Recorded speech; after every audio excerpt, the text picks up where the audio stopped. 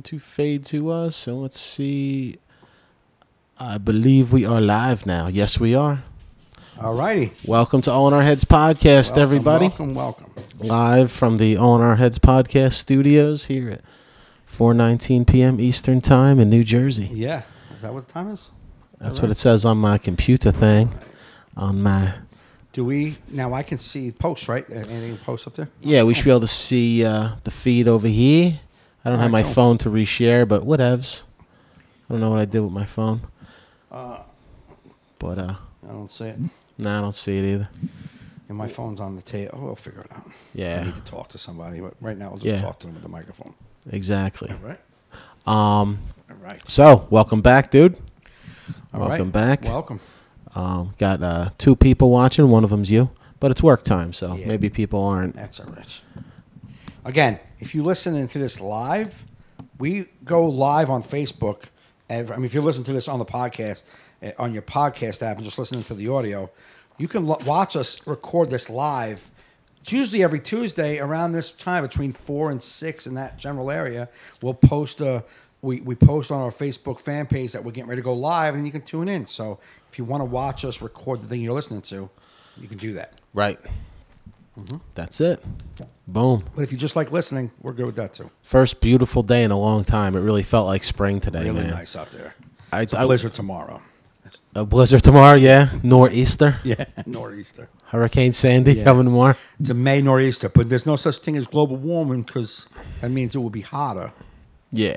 You know. So, climate change. I know. Is what it is. I know. Oh, you know. I know. You know. I'm not confused. You're not going to, yeah. No. But it was so, I took the dog out this morning. We're in the woods and we're hiking. And then, we were hiking for a while. And then I was going to turn around to come back. Right. And he's looking at me like, yo, bro, it's like, come on. This is the day. I was like, you're right. You're right. And we were out there for like 3 hours. Really? I would just, he's chasing something. I pop on a fucking log. Right. Start checking emails. Then, he's like, I'm ready to go. So we'll go a little further. Put on some music. Well, it just chills. Nice fucking breeze. Yeah. Fucking nature and shit. It's not so hot and it's nice. It's perfect. I was like, why am I going to go home? Absolutely. What am I going to do if I go home? I'm gonna sit in the side and watch. Like, there's things I need to catch up on, like TV watching. But this is not the day for it. No. This is not the day. No. Not a cloud in the sky. This isn't not TV catch-up day. Not TV catch-up day.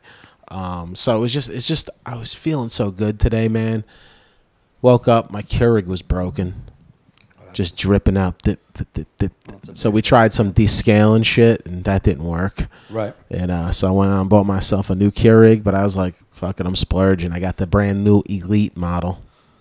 What? Yeah, baby. It does like so many sizes of coffee. It does iced coffee. Really? Oh, it's fucking nice. It's even quieter than the other one. It's like I hit the button. I'm like, is this making coffee? It's like, it's making coffee. I'm making coffee. It whispered to me, I'm making coffee. Yeah. See? Yeah, my cousin over there, all shit. My crackhead cousin you've been using for a while. Like, this one, I was like, button? Is it broken? No. Then just starts pissing out coffee. You're like, nice. Love the Elite. Now, you say it makes different sizes. Do you get different size Keurig cups to do it or no? No, I mean, it like whatever you fucking want to fucking do. You know what I mean? It had like a teacup thing. It's got a bigger teacup. Small coffee cup, medium coffee cup, large fucking tumbler. But you're size. saying all with one Keurig? Yeah, whatever you want. But that's not strong. Like, I don't fucking know, man. I didn't design it. I didn't go through all the settings yet. I just got it today. I just did my regular setting. But I'm saying if I do a tumbler, I can't get the same amount of strength of coffee if I'm going into a tumbler. Yeah, I don't know, bro. I think if you're going to do that, you get your own filling fucking shits. You know what I mean? All right. You know what I mean? The fucking... I know what you mean. You put your own fucking grounds in the thing. I understand how it works. All right. I just didn't know. I'm happy about the iced coffee settings. I love iced coffee. So then how does that work? Because it's supposed to be double brewed for iced coffee. No, that's cold brew. No.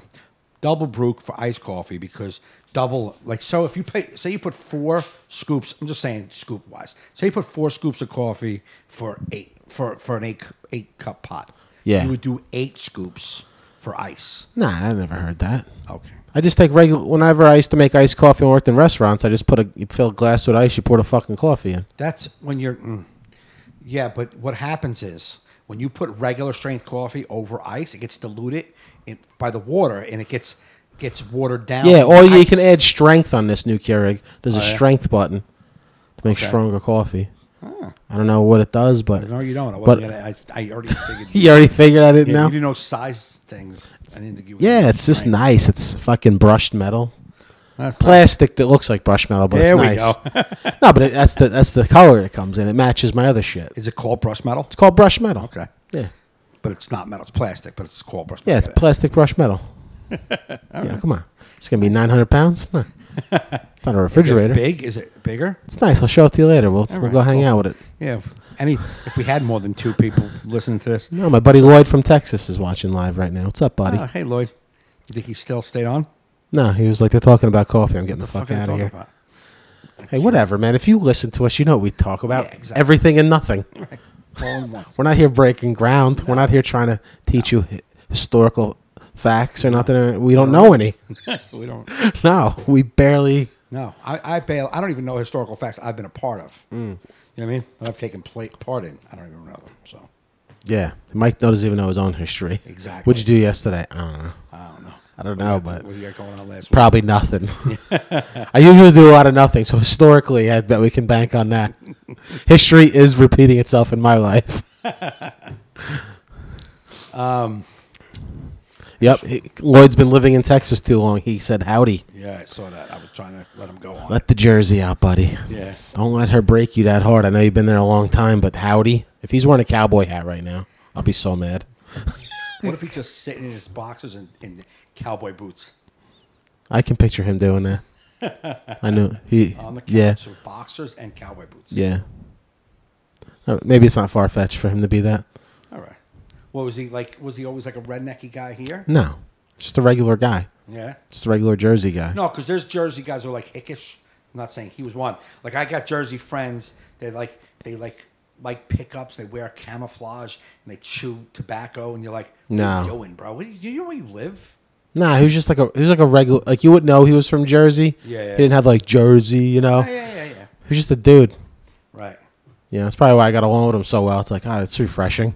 Yeah. You're not a fucking Yeah. Jersey mook Italian, Yeah. and you're not a piney.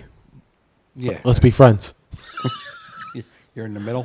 You know, it was like one of those guys you meet when in like they're not like a homie. Yeah, like when you're in your 20s, you have like these people that are still like trying to figure their way. Yeah. And you're like, you're a regular guy that listens to rock music. Right. Very rare these days. Yeah, just a dude. Just a regular dude. Just a dude. Most of those Enough about Lloyd. This fucking. I'm not going to do the whole fucking podcast about him. We were still talking about Lloyd. Oh, I thought we were. I know you would describe him who he was, and then we just talked. We're just going out where people were. Type of Yeah, we'll pipe people. Yeah, there's a lot of good people out there. yeah. Did you hit your head on a hike? No, You still out there? I'm still out in the woods, man. I needed a day Sitting off. on a log? Want to just come on back? Yeah, in? I've been burning myself out. We're inside now. I have the weekend off, and I'm looking forward to it. Huh? I'm looking forward to this weekend off. I'm burnt. No comedy? No comedy. It's a rare week. Well, I mean, I'm gonna come by the show Friday night, but I don't know Okay. if I'm doing any time. But because I'm coming from work, Okay. so we'll see how it The show goes. starts at 8:30. All right. So it's Ritu, Kyle Ocasio, and then me. And if you want to do any time, it's fine. Yeah. They like that shit. They like it. You know what I mean? Yeah. Well, I think I just did like 5 minutes last year or something, or like 10 I minutes. did 5 last year. You were on the show. Was I? I have no. Yeah, it was shows Jackie. just blend into It shows. was Jackie, you, Rich Aronovich. I know it's gonna fuck up the audio, but I gotta put the fan on in this room. Okay. All right, guys. Do you have a buzz in your audio? Buzz? Whatever. Yeah. It's fine. We need air circulating. Oh, that is nice. Nice, right? I Fucking didn't fan. You realize realize it. how hot you were till the fan's that on. came on. I'm And you're like, like, what ooh, the I fuck? need that coolness. Oh, it's not. My ankle just got cool. That's nice. Shane Donnelly says, "What's up, y'all? Well, there's another What up, one. y'all? Is he from Texas too?" No, he is a Jersey dude that moved to Georgia. Oh, I'm okay. sorry. No, Tennessee. Oh, okay. Well, Nashville. same thing. Yeah, he is totally a Jersey dude. Yeah. He's a Jersey guy, man. And his wife's a Jersey broad. And then they moved there. And he's saying, it's gotta be and not what, only is he saying y'all, 20 he's years? spelling y'all. Yeah, he just. I mean, I think he's been gone like 20 years now, maybe. okay, 20 years is y'all. Yeah, I'm not saying that he probably doesn't talk like that, Yeah. but I'm not happy about it.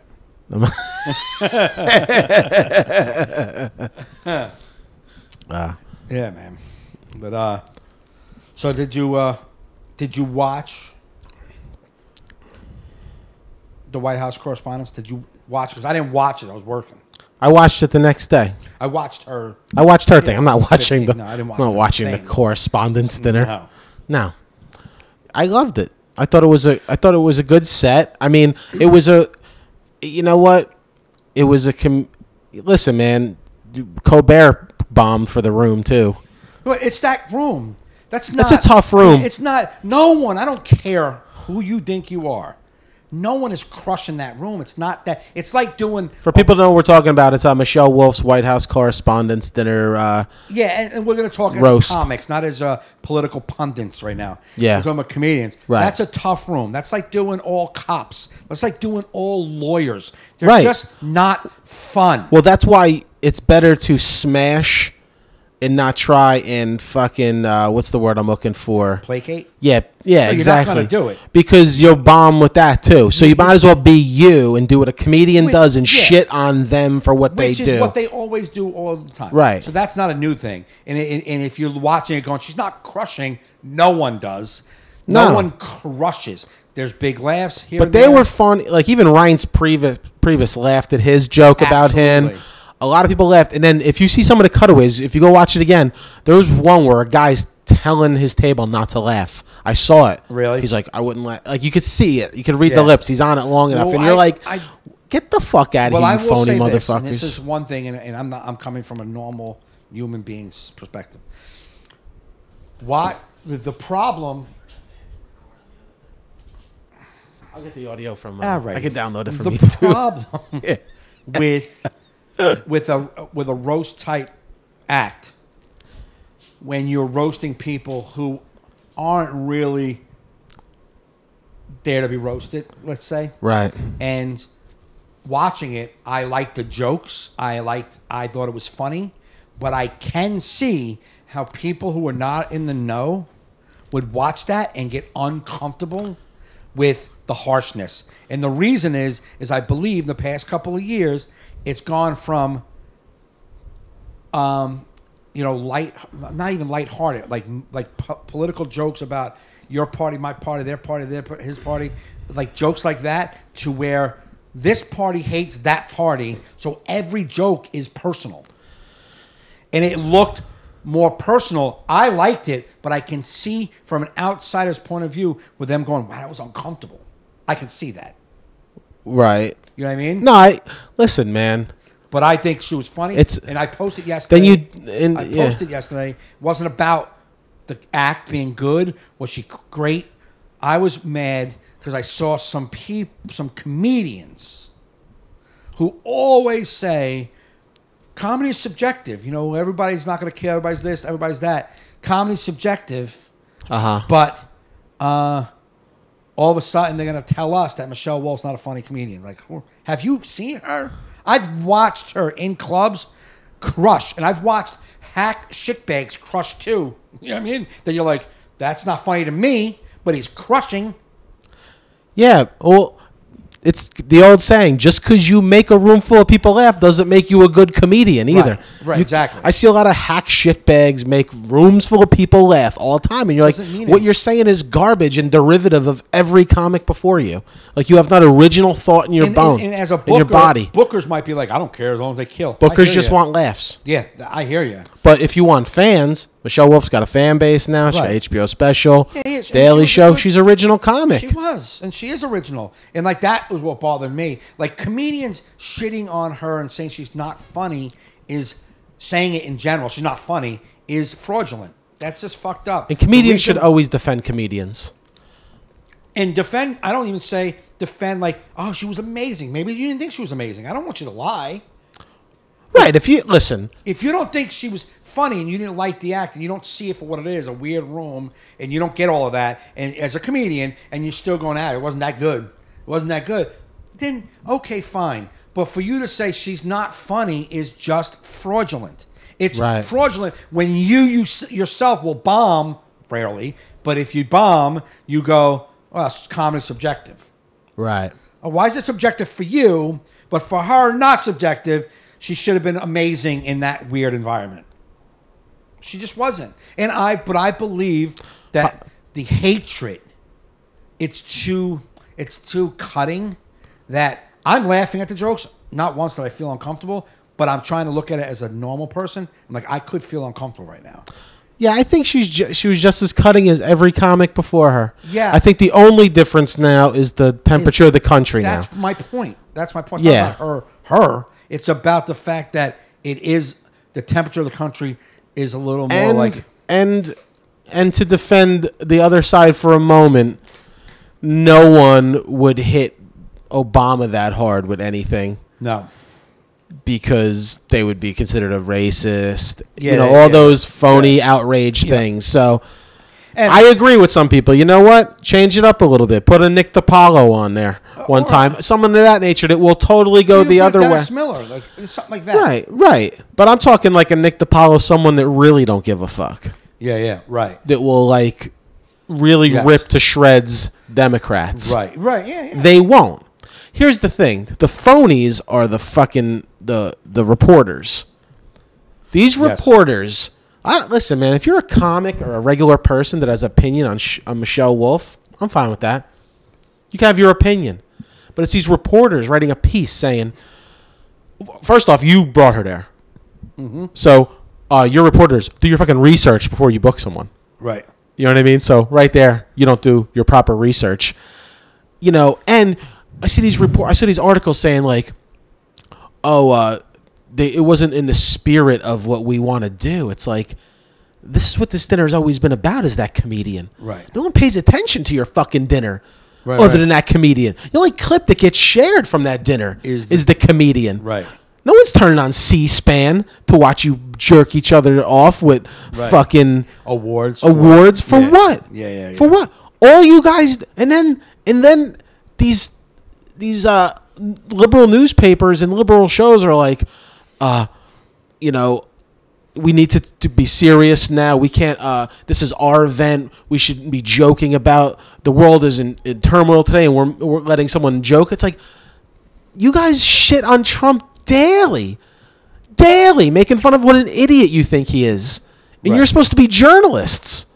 She's at least doing her job. Yeah, absolutely. You know what I mean? And it's like, they were pissing me off more. Right. It's like, yo, look in the mirror, motherfuckers. Trump's giving you, just like Michelle Wolf's joke. It's like, your ratings are because of him. It's because you shit on him. Right. You're making your living shitting on him.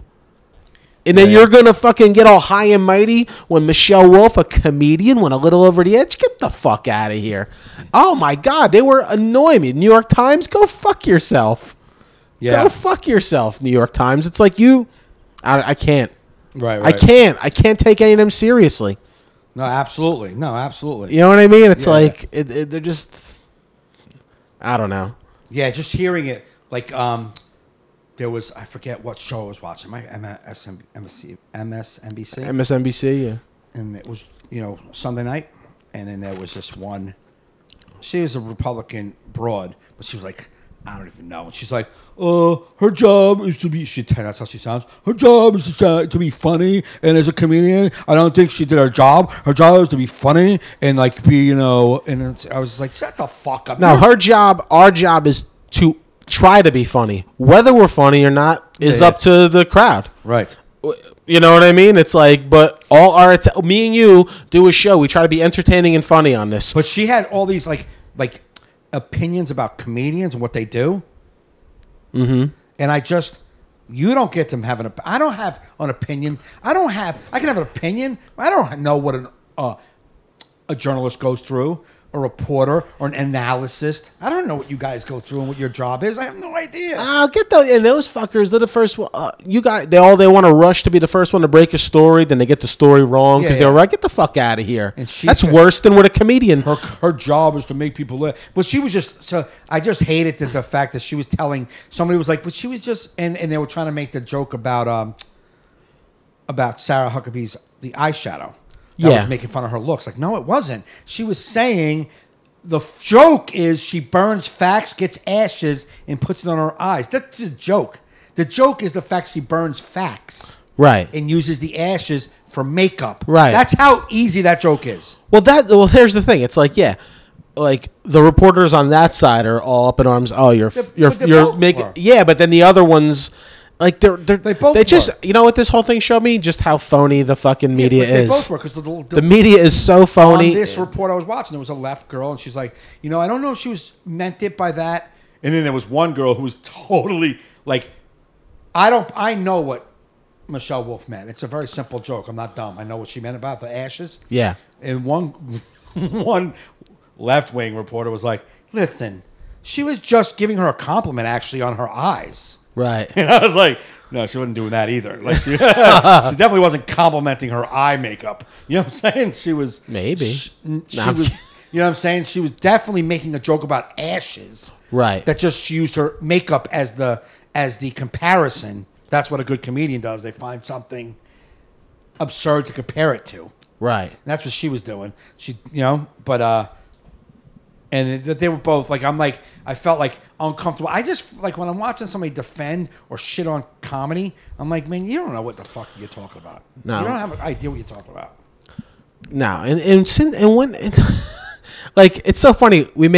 There's all this bullshit. You have shitty reporters giving you fake news. You have, like, on both sides, there's garbage blogs and there's just garbage. The real problems ain't the comedians. Comedians ain't the problem in this world, man. We're entertainers. She's hired to entertain. Yep. She's not supposed to bring unity to your event. Right. She's supposed to make fun of you for such an event. Right. Absolutely. Make fun. It's like when a comedian hosts the Oscars. It's like, yes, he needs to make fun of you for jerking each other off for making movies. Right. Like, yeah, it's nice to see you guys get awards, but like, let's not act like you guys aren't giving each other awards. Yeah, because it's the same motherfuckers in the audience every year. Right. You ain't breaking a lot of new people in here. Right. There's a lot of new movies being made every year that don't get no play because they ain't got no budget. So it's not best picture; it's best elite picture. Right. Best elite actress. You know what I mean? Yeah. That you chose, but it's like in that comedian's supposed to make fun of that. Right.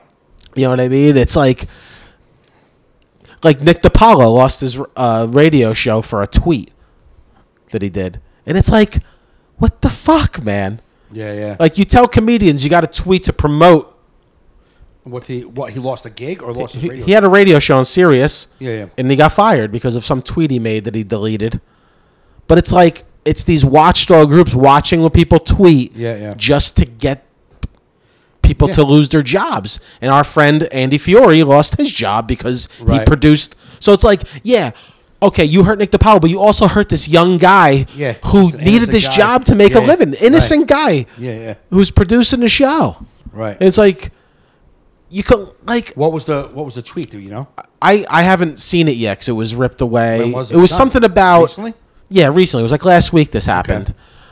But how come you can't be insulted by a joke and then move on? I don't know. Like, okay, I have a lot of friends who are Trump supporters and I'm not. And they'll post stuff that I don't particularly agree with or whatever. Right. But I move past it. Yep. And they're still my friend. And I don't care. Right. And even if they weren't my friend, even if they... Just why do I have to go? Why have to go after people and their livelihood, especially if it's a comedian? But you won't go after a politician, like right. You know what I mean? I don't know, man. It's just comedians are under attack. It seems, and it's like Like, when did comedians become this thing that held so much importance? I get it. I also think that saying you're a comedian isn't an automatic out. to be insulting or to be like everything. I was just joking. Like, I get you were joking, and maybe I shouldn't took it so serious, but I did. So maybe you need to realize that sometimes your words are taken serious. That's what, like, if I do a joke on stage, I do it. I know when I'm joking, but part of that is I know someone might get uncomfortable, and if they're uncomfortable, I don't want that as the result. I don't want anybody to feel bad, and it might happen. But I have to acknowledge that is a possibility. And if I really see someone affected, I can't be like, fucking lady, relax. I was just joking. Like, no, that's what you knew that could happen. Right, but to lose your job is ridiculous. Well, that's like there was a reporter on MSNBC. I was watching Morning Joe. They were talking all about the Michelle Wolf thing. And the one reporter from England who said she don't even go to the White House Correspondents' Dinner. She's a reporter. She's like, it's stupid. Right. She felt she's like, I'd rather spend a Saturday night with my kids. I'm not going there to thank myself for doing my job, basically is what she was saying. But she was talking about comedians. She goes, and she was defending Michelle Wolf. She goes, a comedian's job is to cross lines that reporters and normal people don't cross. Right. To have those conversations in comedy. And she goes, and this is a reporter said that, she goes, if you're a comedian who doesn't offend people, like, at least some of the time, then you're probably not that good of a comedian. Right. Like, if you're not pushing some buttons, what are you saying? Like, what do you know what I mean? And it's like, every single person in that crowd loves you. Yeah. You might. Comedian, somebody's got to be out going, I don't like this. And the comedian needs the leeway to maybe go too far. Mm-hmm. Okay. All right. So a comedian goes too far. All right, then you just say he went too far and it wasn't funny. But why lose work? Well, the reason because they shouldn't be losing work. The thing is that a thing like Sirius Radio, fucking CNN, Fox News, whoever's firing people because people are offended, they're to blame. Right, they are. They got to say, oh well, change the channel. Right. Well, I won't go there, and an advertiser is going to threaten the radio station. The radio station's got to hold their own. Be like, listen, I want you to advertise here, but I also am 100% for freedom of speech. And if that woman got uncomfortable, I apologize, but she needs to move on. Exactly. But they won't. And there's the problem. If they would hold their ground, then we would be able to take it back. But it's not so much the whiny. Like, all right, I had this conversation with my daughter. I think it's a small group of people, the whiny group of people. No, I don't think it's most of America. Let me just tell you something. Yeah. I was with my daughter yesterday. We're at the restaurant, me and her, my son.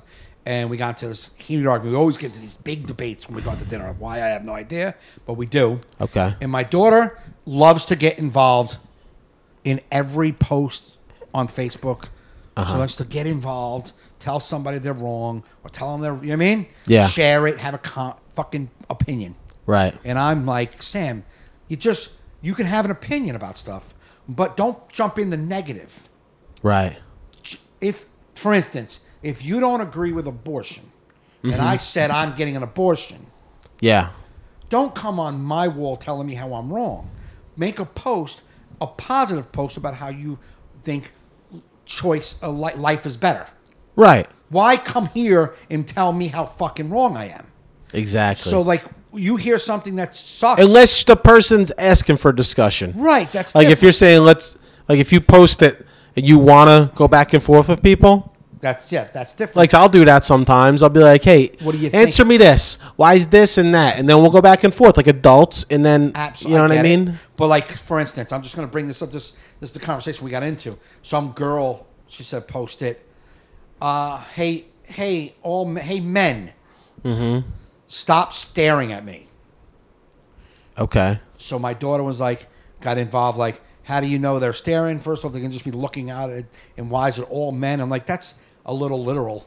She meant to say, obviously, the guys who are staring at her is who she's talking about. Right. Not all of men. Yeah. And that became the debate. And people were like, you know what? You can't be blaming all guys for the... And I was like, that's something you didn't need to do. Why'd you have to get involved to show her she's wrong? Right. You know what I mean? Like, you don't have to do that. And why? So someone sees a joke that they don't like, something that's offensive on Twitter or fucking Facebook or a joke.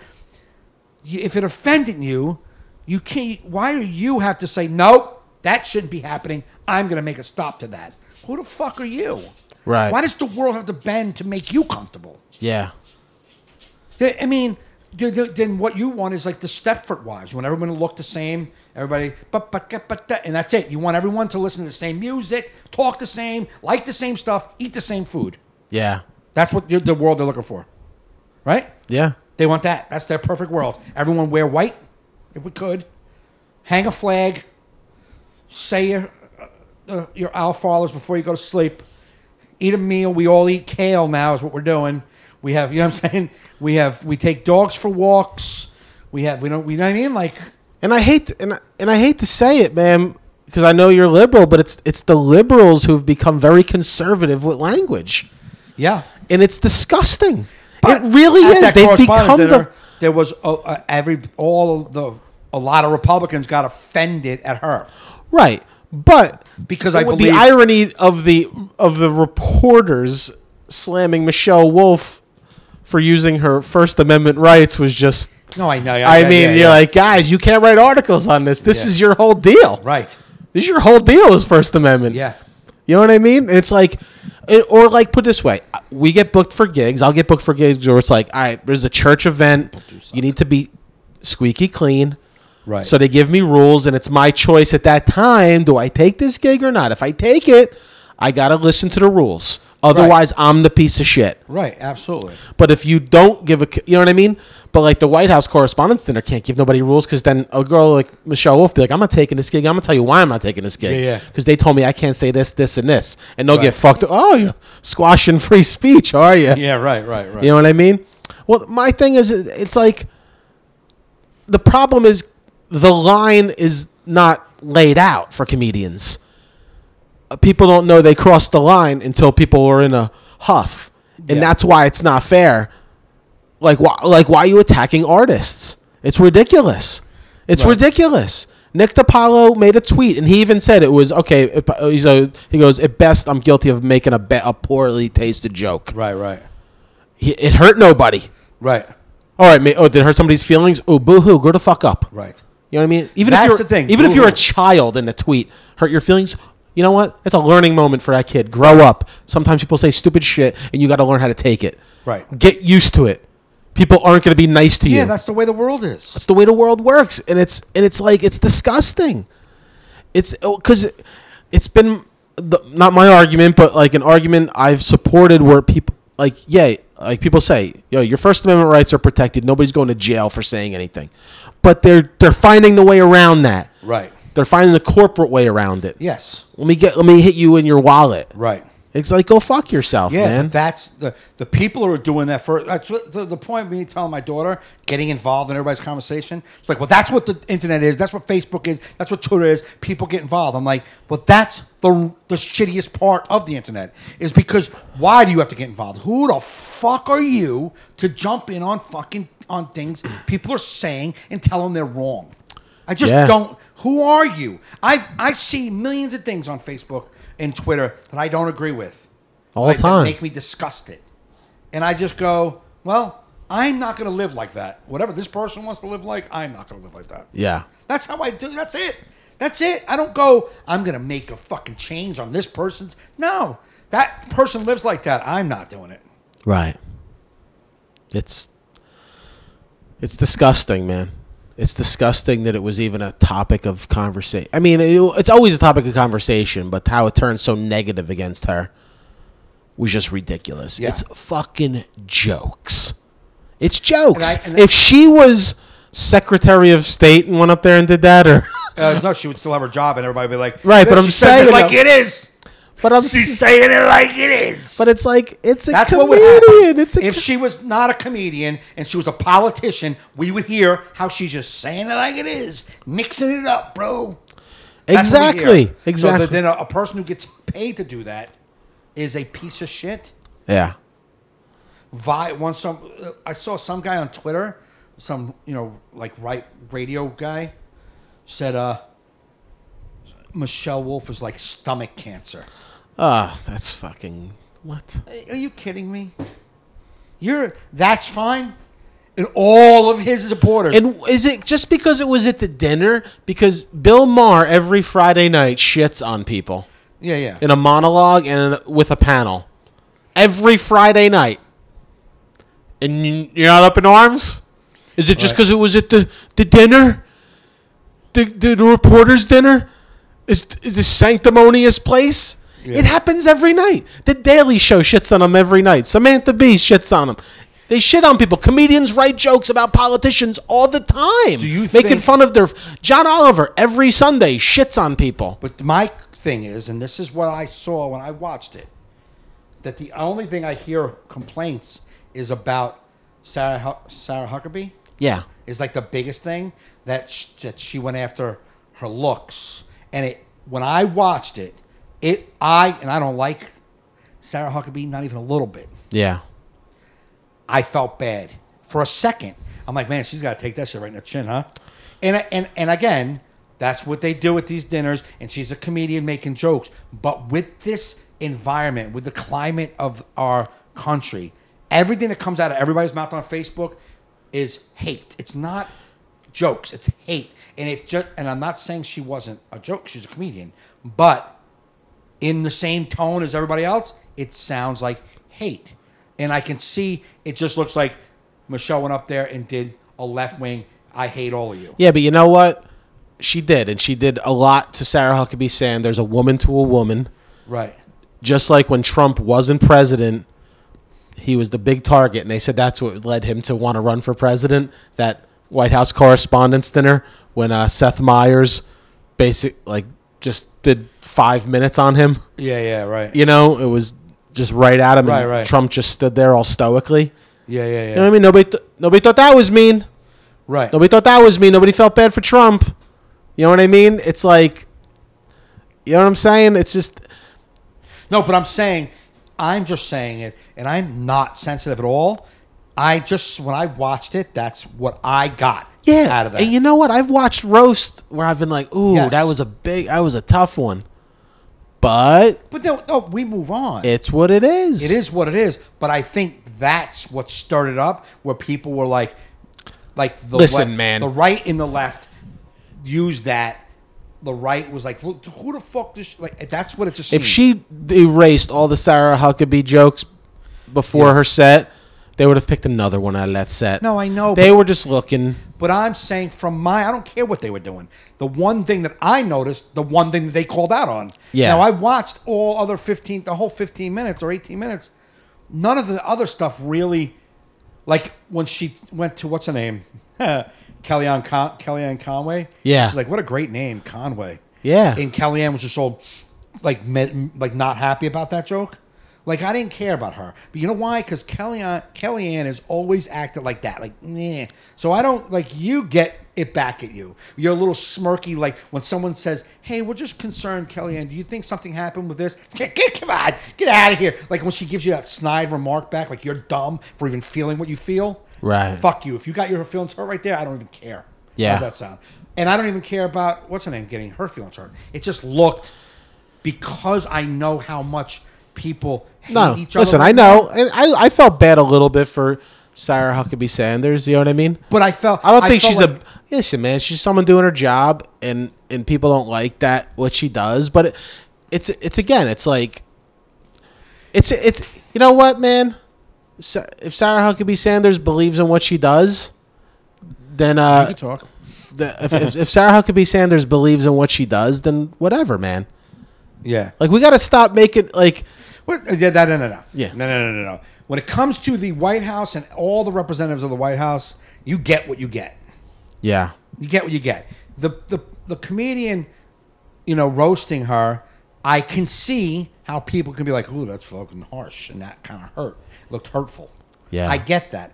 I don't see it. Like, I understand what the joke is, but because both sides hate each other so much, forget about that dinner. Just both sides hate each other so much that dinner is not like a fun night out. It's more like we're here to fucking tell you how much we hate you. Right. And that's what it seemed like. And it's going to seem like that while the climate is so much full of hate. There's not going to be a lot of room for jokes. That's why when you're on a show and someone does a political joke, even if it's like great and they're like, well, the Trump thing, people automatically go, why? Because it's hate. It's visceral. It's very rarely fun. Right. And in that environment, it looked, because of the way we are in this country, it just looked more visceral, even though I saw it as a comedian doing her job. Yeah. I could see why general people would be like, what the fuck? Like, even like Angela's like, I wish that everybody could just be funny. This is the way of being funny nowadays. That's just it. This is 2018, and some people are going to be funny by making fun of politics, and some people don't want to hear it. Yeah. You know what I'm saying? And people take it personal because your side just got made fun of. Yeah. I mean, the best political jokes is when you can make both sides laugh. Right. And it's like, if you're not doing that, she did. If you're right, she one did. joke where she said, "You could lose if the Democrats would lose against a guy named." Oh yeah, it was John pedophile Nazi doctor. Yeah, they could, but it's funny. That's And that's the thing. It's like, even when comics do political jokes, it's like, are you playing to your crowd? right, Like, would you do that joke in front of the other crowd? right. If not, then you're a pussy, Right. and your joke stinks. Yeah, exactly. Like, it should be that's like sometimes if I do a political joke, because I have a good gauge on who my friends support politically, and sometimes I'll lay out a joke and I'll see both sides liking it or ha-haing it, and I'm like, oh, good, I got a good angle there because they're both liking it. Right. You know what I mean? But like, you could tell if like one side's liking it, then the other side starts shitting on it. Yeah. You're like, all right, maybe I was playing too much on that side. Yeah. You know what I mean? It's not a well thought out bit. Well, or it's how I feel, but maybe it's not going to work as a joke. Because It's leaning too far either way. Right. That's why I stay away from political jokes in my act, because Right. I don't care enough. I got no message. That's the thing. I got no. I think with a political joke, I will do it if I thought of something legit funny. Yeah, that's different. Like, But I think as a political joke, you have to be able to make both sides. You got to make both sides laugh at themselves, and you got to be able to, whatever side you're on, be able to laugh at yourself. right. I think that's how you begin. If that's the problem, and I'm not going to just say, I see a lot of, of course you see a lot of left-leaning political jokes on stage, but I see a lot of right-leaning political jokes too. Yeah. And if you can't laugh at your own side, your right-wing political joke is more like a statement versus a joke. Right. You have to be able to laugh at your side. You have to be able to laugh at some of the things that are poked at you and like be able to point out some of the irony in your own side. And I don't think that's where, if you're not able to do that, then you're not able to. That's the thing, that you're just as ridiculous Yes. as this. Right. That's what a joke is. Right. You know what I mean? Like, Yep. if you act high and mighty, even with other subjects, Anything. like you see, like, I have some transgender jokes. I'm starting to see a lot more comics do transgender jokes because it's the topic du jour out there. Right. It's happening. But it's like, I see some comics like, would you do that trans joke in a room full of trans people? Right. No, if not, then your joke sucks. Yeah. I'll do mine. Right. I'll do mine in a trans comedy club. Right. Because I feel it's funny and Right. you know what I mean? But like, are you know what I mean? Like, yeah, absolutely. Like, how ballsy are you? Right. Are you going to do, you know what I mean? Yeah. Show me your balls. Do that joke in front of those people. Right. Yeah, it's really easy to do it, an anti-Trump joke at the Bill Maher show. Exactly. I mean, of course. Right. Do it anti. Well, that's why Michelle Wolf's is, first off, you're not brave unless you have something to lose. So a lot of you comedians have no careers. So you say whatever you want, but nobody gives a shit. Watching you. You know what I mean? Checking in. There's going to be plenty of VFW halls that will hire you. So you're not brave. Michelle Wolf has a career she could lose. Right. And she was in a room of both sides and just shitting. Right. That's brave comic. Yep. She don't have to do that. No. She had a great career. Yeah. And it's going to get even better because of it. That negative controversy is great for her. Right. Because I think when the dust settles, she'll be like, man, it's just a comedian. Yes. Well, that's kind of like the whole thing I started. Like, I wasn't defending her act. I wasn't defending whether it was funny, whether she killed. I didn't care about none of that. I was talking about how comedians who just happen to lean a certain way were all saying she's not funny. Yeah, that's bullshit. And like, then you're delusional. She's one of the funniest and it's just comedians to me, in the it's like, country. that's a fraudulent statement, and that you're clearly not being honest. And her special was good. Yes. A really good special. Exactly. Like, you're just not being honest. Now, you don't have to, again, she doesn't have to be your cup of tea. You might be like, I'm not into her voice or whatever. I don't care. You can say whatever you want to. But you can't say because of this, oh, she's just not funny. Now, you're not funny. That's like... You're not funny. I'm listening to these reporters. I forget it was like CNN or MSNBC. They're like shitting on her, but trying to like say they like her too. You know, playing both sides of the fence. Right. They're like, no, she was very offensive at the dinner, but I liked her Netflix special. It's like, you dumb reporters don't research. She had an HBO special. Like, that's how... See, this is why nobody likes you. This is why nobody likes you, media. You didn't even do enough research to fix your lie that you watched her special. You think she has a Netflix special. Yeah. And it's like, when everyone calls you fake news, it's like, all right, maybe you're not fake news, but you're poorly researched shit news at best. Reactionary news. Reactionary news. Yeah. So, what's she do? You know what she did? Like, oh, I feel like what was that telephone game? Like you played in school? That's the type, that's what news they have. Hey, Tommy told me this. Yeah. It's like the telephone game. Telephone game, I guess so. It's been a long time since I played. Yeah. I'm an old man now. Bunch of bitter dicks out there. That's right, Paul Bond. They are a bunch of bitter dicks. Yes. For sure. No doubt. And it's like, bottom line, man, you got to listen. Unless comedians support comedians when it comes to jokes. You know, you don't have to support a comedian. You know, you don't have to go support Bill Cosby. He's a creep. Right. You know what I mean? But like, you know, if some conservative comedian goes on some show and gets, you believe what he said? You know what I mean? You'd be like, hey, I'll got to watch his set. If he was attempting humor. Right. Yeah, if he's up there just spewing like a Nazi hate speech. Yeah, right. But if it's looks and got the cadence of jokes and he's trying to. Right. Yeah. All right. Mm-hmm. I don't, whatever, man. I could talk about this for hours. Yeah, we could. And the truth is that, yes, everybody who, see, Paul Bond, I'm a Trumper. And she did great. Yeah, exactly. Because he's a comedian. That's why I said to him the other day. Because he understands. I said that's honesty. You're honest. Right. You're being honest, and that's all I was saying is people like the comics who were saying that she wasn't funny. You're not being honest right now. You're not being honest. You're being biased because she was picking on mostly your side. And right. I understand that in today's climate, when someone says something against your side, it's usually visceral hate. It's never jokey.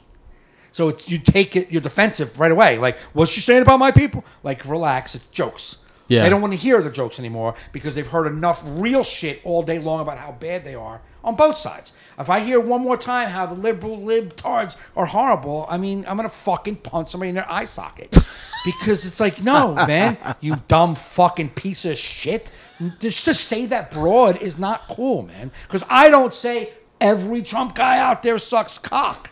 You know what I'm saying? Like, it's just not the right way to do it. So I get when jokes come at your side, you might be a little more like, what? Like defensive, almost shell-shocked. Like, what's coming at me again? I get it. I get it. But it's just it's the climate that we're in. Hopefully, eventually, the dust will settle in this fucking whack-ass country we're in right now. Everything will settle and everybody will realize, wait a minute, man, we're just neighbors, right? Aren't we all neighbors? Yeah, we pretty much want the same thing, right? Don't we all want to just like live and enjoy life? Like, yeah, we don't. Up until a couple of years ago, I don't think we were all worrying about fucking the Arizona borderline. You know, all of a sudden we're fucking border patrol experts. Like what are we doing? Like, how about we just go back to living like our house isn't on fire? Yeah. Listen, man, we were told the house on fire. Can't we just realize that the house isn't on fire right now? It's not on fire. It's just not on fire. So why don't we stop panicking, hug each other, like, it's really not on fire? Well, no, we're not on fire. We'll get through it, man. Yeah. That's why I don't panic about the Trump presidency like everybody does. It's like, we've been through whatever, man. We'll get through. And you know what? If we don't, then we weren't that stable anyway. You know what I mean? And it's like, and it comes down to the bottom line of this whole issue.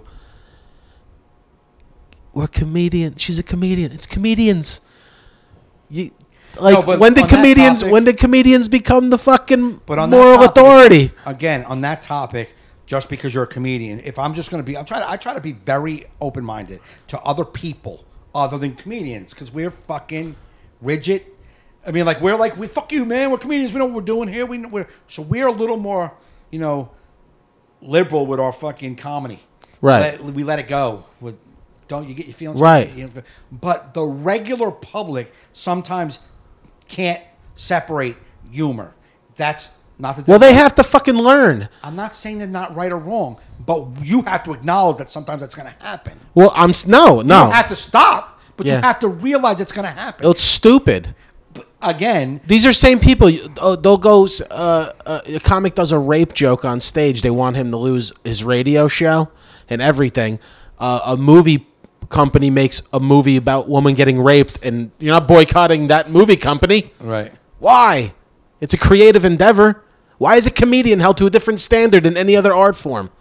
Paul's, I'm getting shit for liking her set as a Trumper. She shits on CNN, Congress, and she did sit on Anderson Cooper, which was funny. Yeah. Bottom line, my guy won. Shit away. Who cares? Exactly. Right.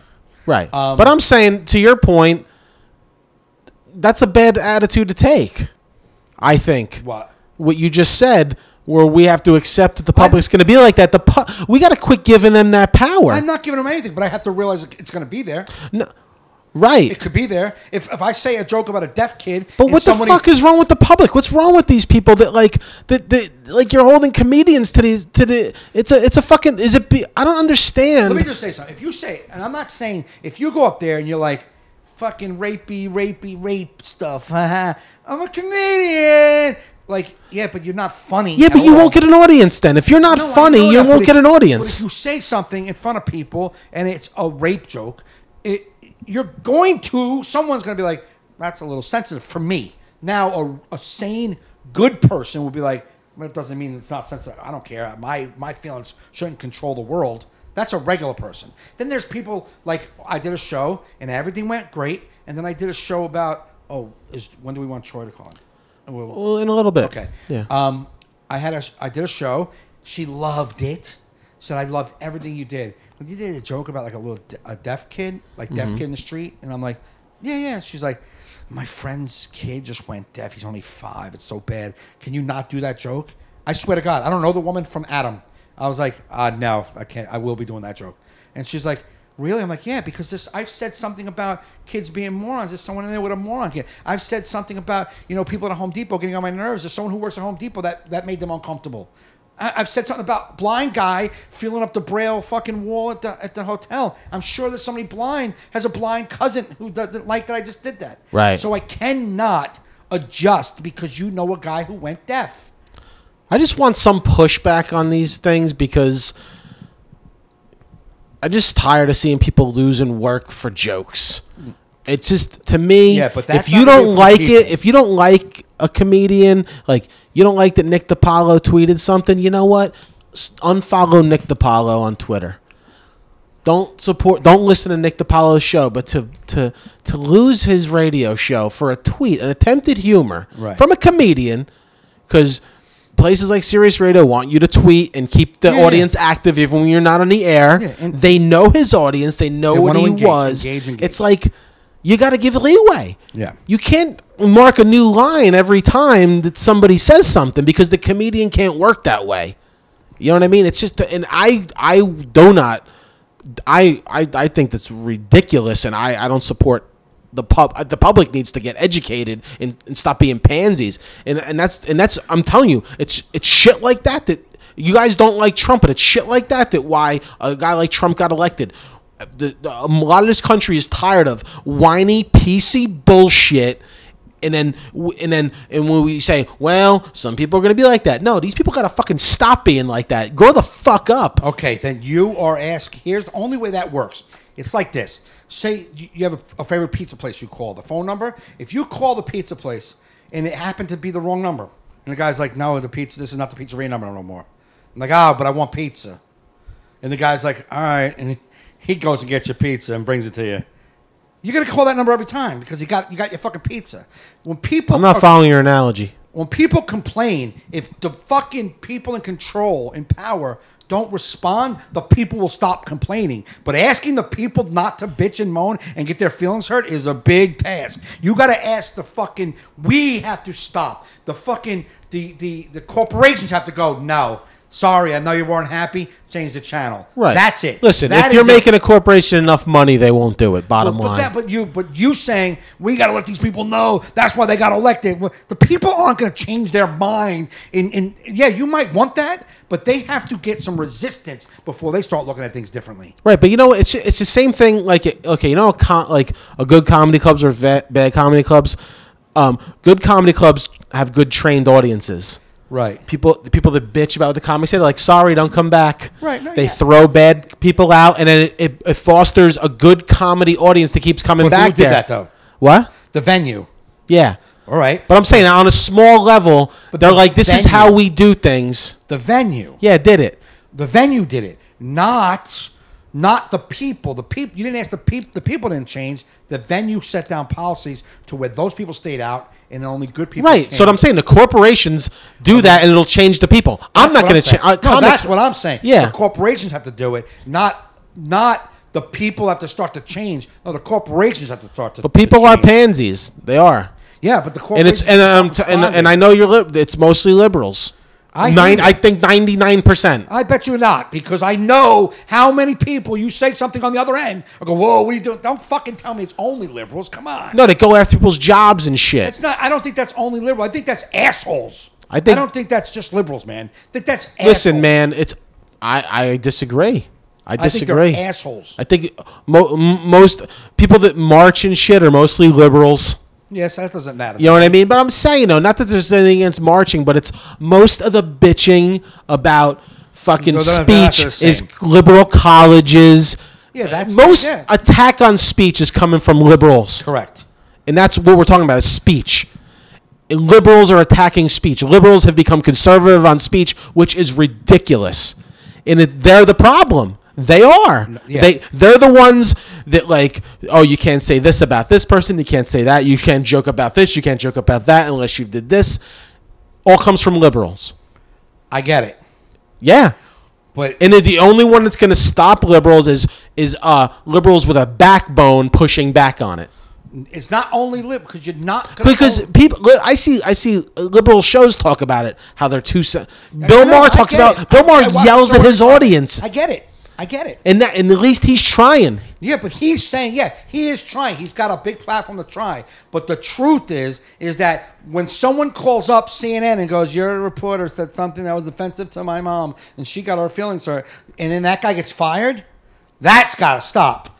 Yeah. That's the problem. The money is going to control it. So the people, the pieces of shit that know they can make people get fired, those people will stop reacting when nothing happens. Yeah, but what I'm saying is, though, we're growing these people in our schools and universities by fucking shielding them from speech and free thought, and you're growing into adults to call in and do that. I'm saying how we stop it is we got to stop being fucking pansies with our kids in high school and college and quit pushing liberal agenda.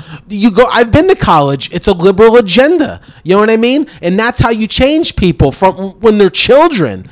Right. You know what I mean? The corporations ain't going to do it. That's how we do it. Not a comedian standing up there, you guys got to be different. We're fucking growing pansies in this country because they don't want someone speaking at their school that thinks different than them. And we support that. And the kids may want it, but the fucking institution is the one who's supposed to stop it.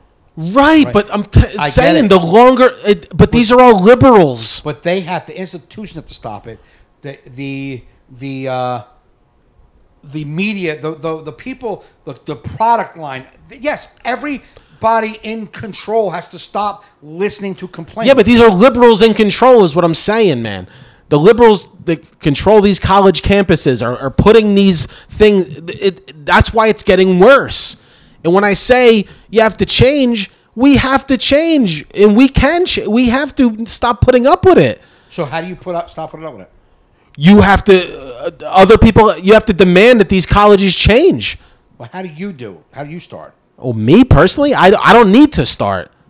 I don't need to. That's not my life. But I'm saying liberals have to fucking clean up their own yard.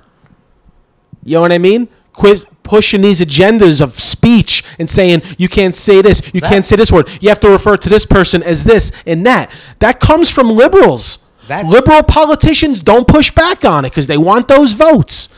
Yeah. You know what I mean? And people don't. I say the biggest culprit is the liberal media, because who's going to run a story for 3.5 hours about a guy who says something that hurt someone's feelings? Liberal media.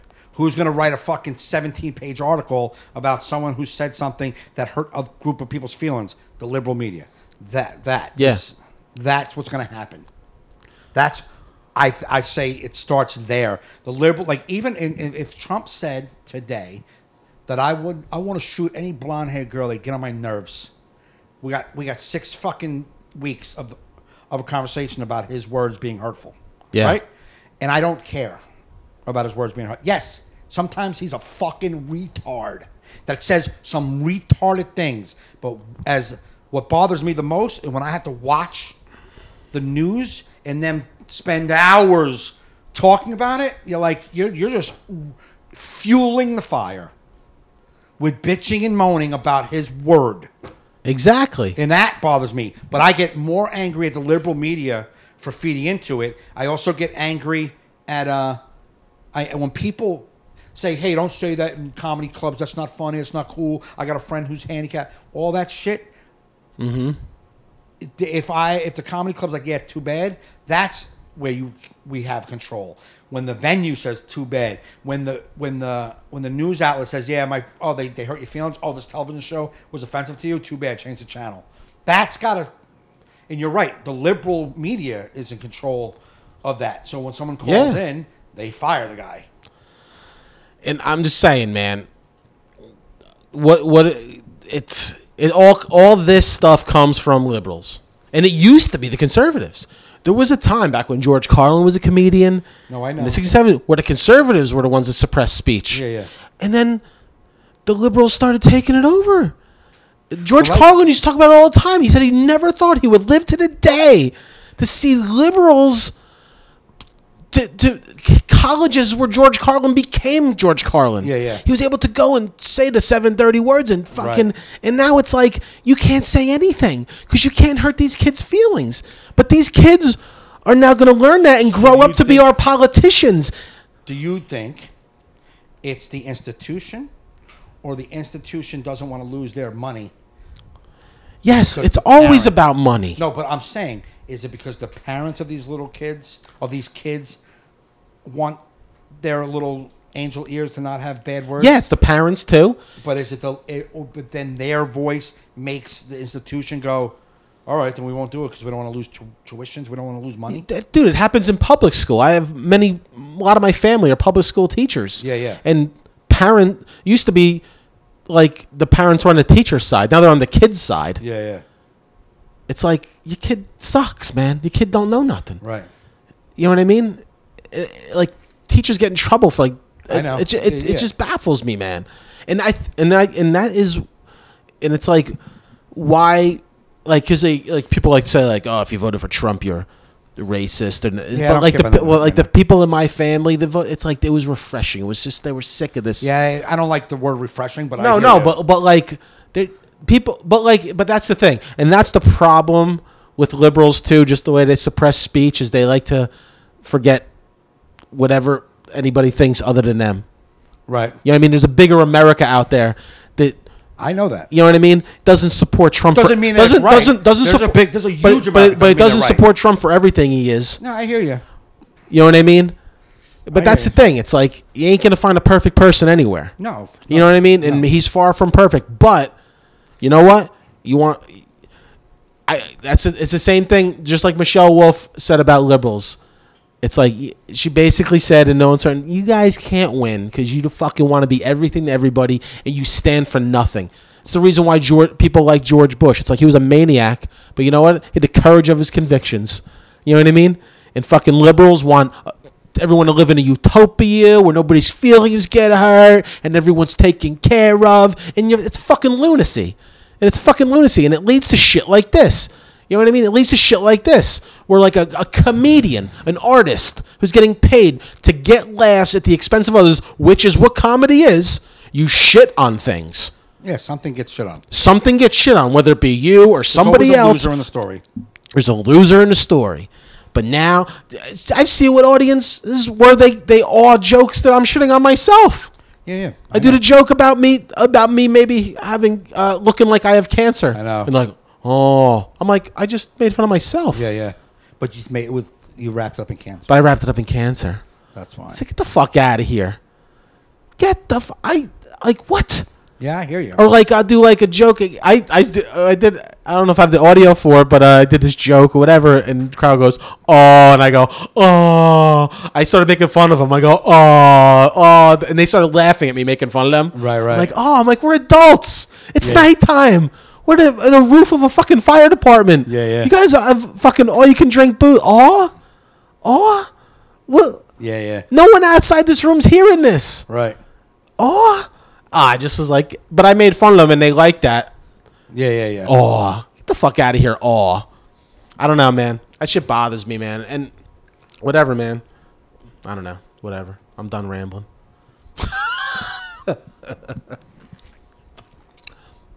Keep talking. Boom. Mike's in his phone. We'll hold. Just keep talking. I got a fucking, what's his name? Troy? We have a caller going to be calling in soon to promote something, a buddy of ours. Is he going to call in now? Huh? You going to call him now? I'm going to text him, and you're going to put it, you want me to put it on my phone? Yeah, put it next to your microphone. Okay, hold on. Okay. Let me just tell him I'm calling him. Let me look at some of the comments while you get Troy on the You phone. do that.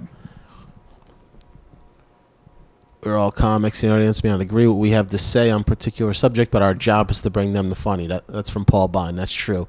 Paul also said, our job gets tougher and tougher with this correctness. I'm pissed that the Republicans want to call the left snowflakes, but their own feelings got hurt by Michelle Wolf. If you're going to talk the talk, walk the walk, fuckers. Chappelle agrees with me, so I'm in good company. Yeah, man, you can't call liberals snowflakes and then get all fucking bent out of shape when they make fun of your side. What? Oh, yeah. You know what I mean? It just goes to the basic point. Hey, if you're an adult, get over yourself. Let a comedian just be a comedian. Treat a comedian like you treat a movie. You don't like the movie, if it's offensive, turn it off. Right. You don't like MSNBC? Don't turn the channel on. You don't like Fox News? Don't watch Fox News. Make an adult decision. Don't try to get rid of Fox News. Just don't watch Fox News. Saying. You know what I mean? That's what I've always my life. I mean, that's what I was telling my daughter. But I think that's how America should start. That's what I was telling my daughter. You don't need to be involved in every comment because every post because you don't agree with it. It's like, right. I'm like, if you don't agree with it, just read it and and live your own like be proud of who you are. Yeah, the only time I get involved in a post that I shouldn't is when I want to keep it going. I'm a troll. I just like to bounce and get people riled up again. That's only if I'm bored at home and I'm sick or something. I don't want it at all. I don't want any negativity. Is he calling in now? I'm calling him. Okay, we have a caller calling in. We don't have him patched into the board. We're going to put him next to a microphone. So we'll see. Let's see. I'm going to cut to Troy. Yo, baby. Okay. What's up there, Troy? Oh, wait. Let me just announce we are on the line. We are on the phone with Troy Allen, comedian from New York City. What's up, Troy? What's up, man? Can you hear me okay? Yeah, I got you, so we don't have the board. The levels are good. So I got the speaker up to my microphone, so we're good. Okay, that works. Troy's calling in because Troy just just made this awesome documentary. Troy, tell us about your documentary. It's called Dear Mom. It's a documentary about my life in New York City comedy, and I made it for my mother in Colorado, who, she can't come out here. She can't travel. She's too sick, too incapacitated to travel. So I made the documentary about my life in New York City so I could just send it to her so she could see the places I go, the people I talk to, my friends, and all the things that I tell her about when I talk to her every Sunday to update her on, the glitz and glamour of being a comic in New York. And at the behest of Joe Fernandez, I submitted it to some festivals. And it got in, and it's part of the New York Independent Film Festival coming up May 7th through the 13th. And we're going to do a screening of it at Gotham Comedy Club on May 10th at 10 p.m. And for those of you out there listening, your boy Mike Gaffney will be on it. I'm going to try and find a place for Joe. We got Charles McBee, Victor Vernado, and Luke Thayer all performing because they were in the documentary. We'll show the documentary, and then I'll go up and do a short Q&A about the documentary, the process, and anything people want to ask about life as a comic in New York City or my mother, whatever they want to ask. Yeah, man, it was a really great idea when you first told me about it. You know, this is it took almost about a year, right, from concept to where you made it. Oh man, this has been. It actually goes way back. I wrote this originally to be a mockumentary. Okay. So I was just going to say, hey, Mom, everything's okay, and then the opening shot was going to be a giant prostitute with a needle in her arm on my bed behind me. So, you know, that kind of gag stuff like, hey, everything's okay, and then the world is falling apart. Right. And then a buddy of mine, you know, suggested, this guy I was working with on writing a pilot, he said, why don't you make it more heartfelt and something real? And that kind of resonated with me. So I got together with Victor Varnado and just took my mom on a real journey through my life and sort of, you know, said some things to her that I've been meaning to say to her, and I have said before, but, you know, in a bigger context and in a bigger gesture. You were gay? Yeah, you didn't put the gay part. I finally came out of the closet. That was good. Yeah, well, that's another documentary. Dear Mom, I'm the only guy in a closet with glass doors. Dear Mom, you have 4 daughters. I'm gonna be a woman. I have to tell people they should go see this film, because I remember when you sent it to me, I was very impressed with it, and I've been to many film festivals in my life, and I knew right away, I'm like, this is a festival film. Right. People will eat this shit up. Yeah. And then he got into some film festivals. It's a fun watch. It's quick, and it doesn't drag at all. It's a very interesting, original take on being a New York comedian. I'm a little upset because, you know, there was a moment in the documentary where I discussed Troy not doing well on stage, and that did not make the documentary. Very funny. I don't know how that happened. Well, you know, we want to polish this up. This is, after all, going to my mother. I would rather not have the documentary killer. I didn't know I didn't see that footage. I was not involved much in the editing process. That was mostly up to Victor Varnado. Yeah, I mean, it was a little like, you know, like we do when we bust each other's balls after we bomb, like that. Yeah. It was like that wouldn't. I would have been fine with that being in there, but we wanted to keep it to 16 minutes, you know, closer to 15, so it could be. Oh no, it was an hour and a half. That was an hour and a half story I was telling. So yeah, that's probably right. You're like, yeah. So we're at this place in Jersey. He opens up with some Trump material. It doesn't go well, and then he left.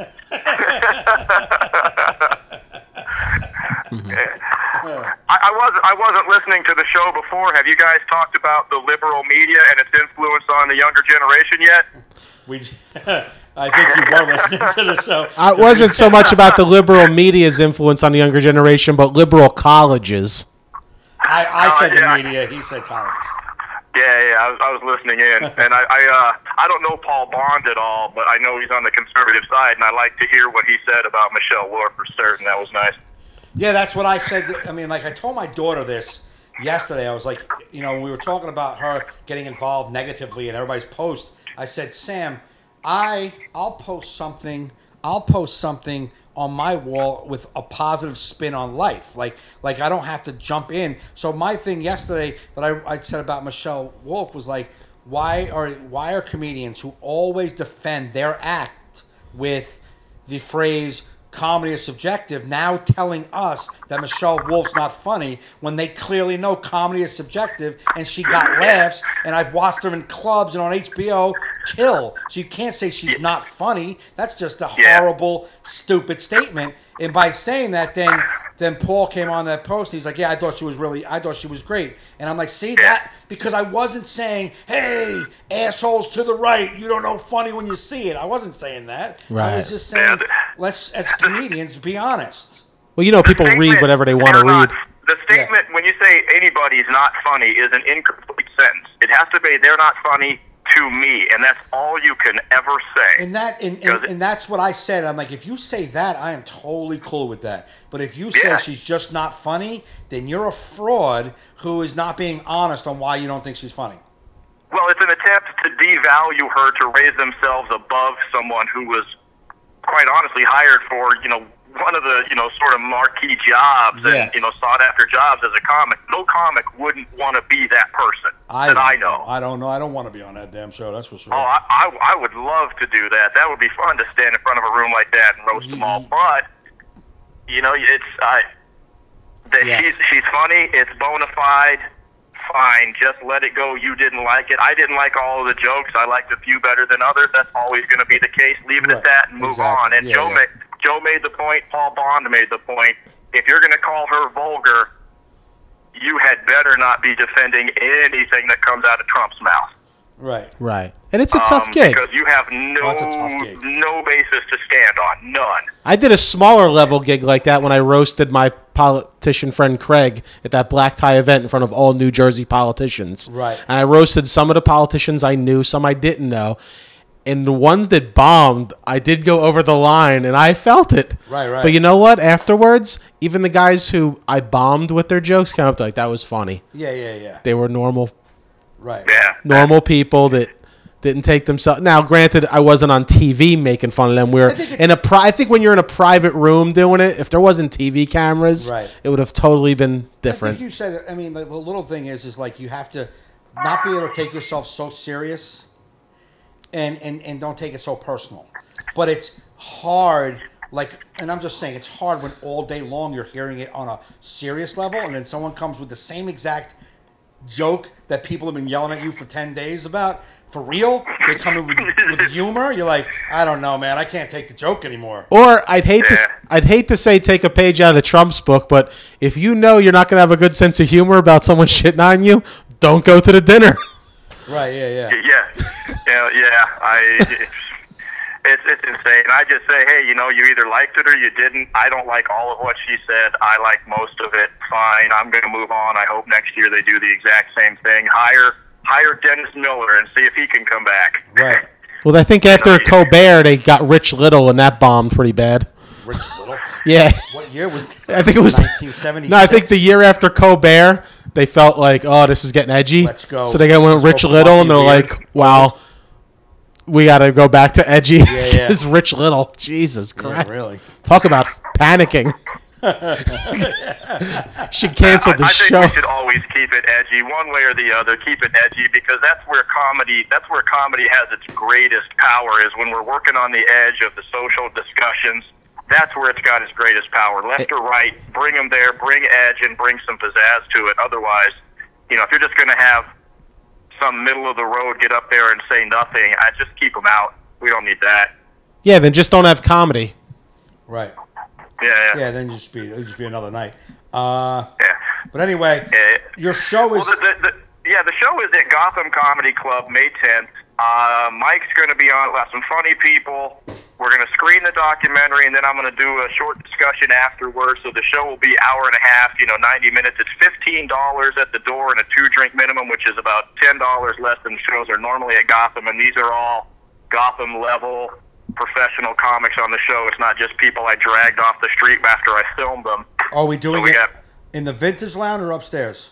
We're doing it upstairs in the big room. So nice. Please come out because I need to put a lot of people in that room to make it full. It's 300 people and there's seats left. All right. At this point, I'm running out doing promotion tonight and every night until next Thursday. So I'd love to see everyone there. Joe and Mike, I know I'll see you guys there. All right, cool, man. Yeah, man. So go see Troy's show and screening of his film May 10th at Gotham Comedy Club in New York. It's one of the most beautiful comedy clubs in New York City if you've never been.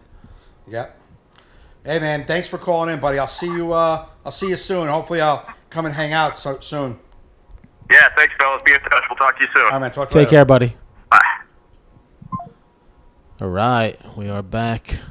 That was a good call from Troy. Yeah, Troy's man. a good guy. Troy's just one of those comics that first time I met him, I liked him. And he's just a good dude, man. Yep. Just a really good dude. He's and a good dude. His film is great. Definitely go Gotham Comedy Club. Check that out May 10th. Have I been frozy like that the whole time? I don't know. Things have been happening. We'll see. I wonder if it was because of that graphic at first, and now, but I see I'm freezing again with a circle around me. What's that? Well, that's the preview monitor. You're in the The other one is on the right. There I am. I'm still frozen, but no, you're moving. Yeah, I'm moving. Okay. Yeah. Speaking of movies, I acted in that film this week. How did this it feel? weekend? It was a great experience because this was, everything I've acted. I mean, I acted in a few things that I didn't write and direct, but it was like in college. Yeah. From like my friends' films. Right. But any big role I had was always something I made. So it was my first time just relinquishing all production and just being the actor. And I got to tell you, these young kids had the most professional film setup I've ever seen. Really? Because you're like when I went to audition for this kid's film, when I met him, I liked him right off the bat at the audition room. You can just tell someone it's into their craft and taking it seriously. Yep. So you're like, oh, this is this kid's serious. Then when he cast me, he gave me the script, and we were doing rehearsals. I just felt good about helping this kid just because I liked him. Right. I liked him. I'm like, he just reminded me of me, young, like hungry filmmaker, wanting to do things. So I remember like going over the script. I'm like, I'm treating this like I got cast in like a big movie. Like I want to do good for this kid. Right. Yeah. But you're like, you never know. It's going to be student film. It's going to be like this crazy shoot. It's going to be all disorganized. I've been on those. Right. You know what I mean? Yep. And I get there. They got this nice spread of food. Nice. And all the top-notch equipment. Shooting on the red camera, 4K, dolly shots. The cinematographer, this girl May, and her assistant, this kid Chris. I mean, the effort they put into every shot, the lighting.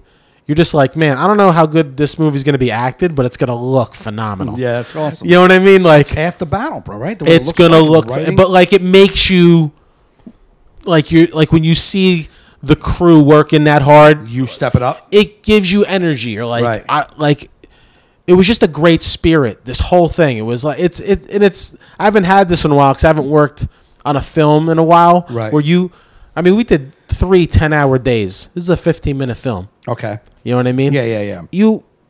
These people, they come like family to you, and you're like, man. The sad thing is, after tomorrow, we're never going to see each other. Right. Until maybe a screening. Right.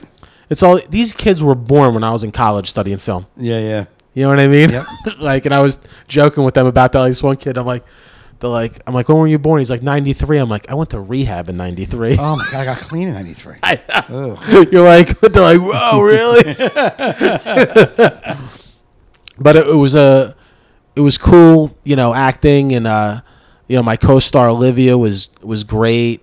It was interesting because there's some scenes, I'm acting, I'm like, you feel like you nailed it, like you're in the pocket, like you've rehearsed with your co-star, and then they yell cut, and you're like, I feel good about that. And then there's some shots where they yell cut, and I'm like, was that good?